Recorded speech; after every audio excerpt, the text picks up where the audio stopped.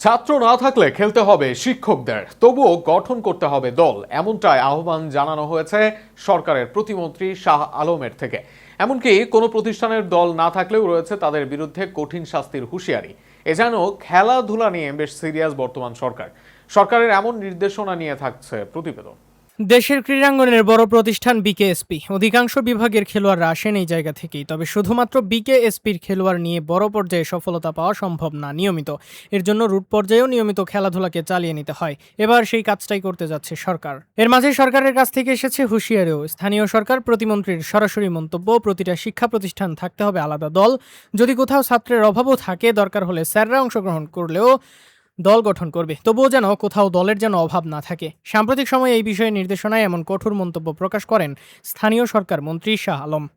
নিজের সচিবালয়ে এক মিটিংয়ে এমনটাই বলেন তিনি। শাহ আলমের ভাষায়, প্রতিটা স্কুল, কলেজ, মাদ্রাসা বা সব জায়গায় থাকতে হবে দল। কোথাও দল না পাওয়া গেলে সেখানে কঠিন ব্যবস্থার হুমকি তার। এমনকি দরকার পড়লে বাতিল করা হবে শিক্ষা প্রতিষ্ঠানের এমপিও। প্রতিমন্ত্রীর ভাষ্যমতে ছাত্রদের উপস্থিত থাকলেই করতে হবে দল গঠন। যদি কেউ 15 জনের দল গঠন করতে না পারে, সেই ক্ষেত্রে ধরে নিতে হবে তার কাছে সমপরিমাণ ছাত্র নেই, আর সেই ক্ষেত্রে সেই শিক্ষা প্রতিষ্ঠান হারাতে পারে কার্যকারিতা।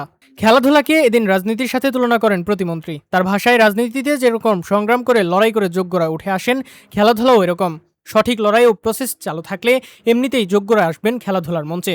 ক্রীড়া ক্ষেত্রে বাজেট নিয়েও সরাসরি মন্তব্য প্রতিমন্ত্রীর। জেলা প্রশাসক ও উপজেলা নির্বাহী অফিসারকে সেখানে নির্দেশ দেন প্রতিমন্ত্রী, তারা যেন খরচ করে এডিপি থেকে, দরকার হলে রাজস্ব থেকেও খরচ করতে পারে তারা। তবুও যেন কোথাও ক্রীড়া দল গঠন করতে বাধার সম্মুখীন হতে না হয়। প্রতিটা প্রতিষ্ঠানকেই দল গঠন করতে যেতে হবে এগিয়ে। প্রতিমন্ত্রীর কথায় একটা বিষয় স্পষ্ট, দল নিয়ে বেশ সিরিয়াস তিনি। খেলাধুলা নিয়ে বর্তমান সরকার যে আগ্রহী সেটা বোঝা গেল তার কথার মাধ্যমে। যেভাবে তিনি তার পরিকল্পনার কথা বললেন, সেটা যদি করতে পারেন তবে সেই ক্ষেত্রে এগিয়ে যাবে দেশের ক্রীড়াঙ্গন, তাতে নেই কোনো সন্দেহ।